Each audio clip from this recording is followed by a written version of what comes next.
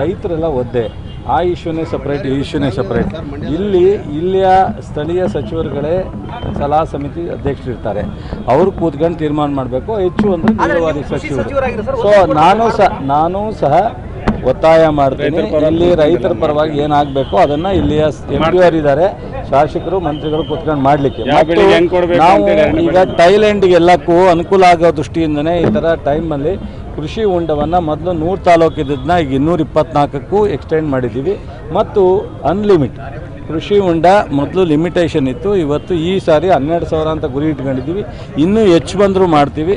ರೈತರ ಪರ ಇದ್ದೀವಿ, 5 ಗ್ಯಾರಂಟಿನೂ ರೈತರ ಪರನೇ ಕೊಡ್ತಾ ಇರ್ತಕ್ಕಂಥದ್ದು. ಇವತ್ತು ಮೊನ್ನೆ ಬೆಳೆ ಹಾನಿ ಆದಾಗ, ಮಳೆಯಿಂದ ಹಾನಿ ಆದಕ್ಕೆ 8,500 ಹೆಚ್ಚುವರಿ ರಾಜ್ಯ ಸರ್ಕಾರ ಕೊಡುವಂಥದ್ದು ಒಂದೇ ದಿನದಲ್ಲಿ ಘೋಷಣೆ ಮಾಡ್ತಕ್ಕಂಥದ್ದು ಇತಿಹಾಸದಲ್ಲಿ ಕಾಂಗ್ರೆಸ್ ಸರ್ಕಾರ, ಸಿದ್ದರಾಮಯ್ಯ ಸರ್ಕಾರ. STPTS ಹೌದು. ಈಗ ಸೋಷಿಯಲ್ ವೆಲ್ಫೇರ್ ಮಿನಿಸ್ಟ್ರಿಂದ ಹಣ ಬಿಡುಗಡೆ ಆಗಿಲ್ಲ, ಬಿಡುಗಡೆ ಆದ ತಕ್ಷಣ ಮಾಡಬೇಕು.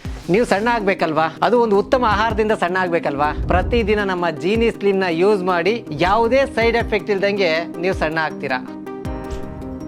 ನಿಮಗೆ ಮಾಧ್ಯಮದಲ್ಲಿ ಕೆಲಸ ಮಾಡುವ ಆಸಕ್ತಿ ಇದೆಯಾ? ಹಾಗಾದ್ರೆ ಕರ್ನಾಟಕ ಟಿವಿ ಡಿಜಿಟಲ್ ಮೀಡಿಯಾದಲ್ಲಿದೆ ನಿಮಗೆ ಒಳ್ಳೆಯ ಅವಕಾಶ. ಆಯ್ಕೆಯಾದವರಿಗೆ ಉಚಿತ ತರಬೇತಿ ಕೊಡ್ತೀವಿ. ತರಬೇತಿ ನಂತರ ಕೆಲಸ ಮಾಡುವ ಅವಕಾಶನೂ ಕೊಡ್ತೀವಿ. ಈ ಕೂಡಲೇ ನಿಮ್ಮ ಮಾಹಿತಿಯನ್ನ ಮೇಲ್ ಮಾಡಿ.